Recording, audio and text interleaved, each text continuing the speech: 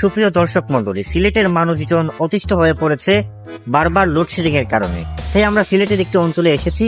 এখন আমরা কথা বলবো একজন ভুক্তভোগীর সঙ্গে, যার কারেন্ট চলে যাওয়ার কারণে মাথার সেন্টিমিটার প্রচন্ড গরম হয়ে আছে। মিস্টার আদিল সাহেব, এই যে বারবার লোডশেডিং হচ্ছে, এর ফলে আপনার অবস্থাটা কিরকম? আপনি এখন কেমন অনুভব করছেন?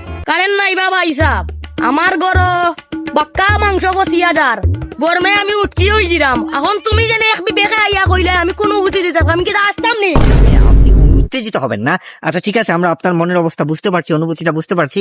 এখন আপনি বলুন, এর পিছনে কারা দায়ী?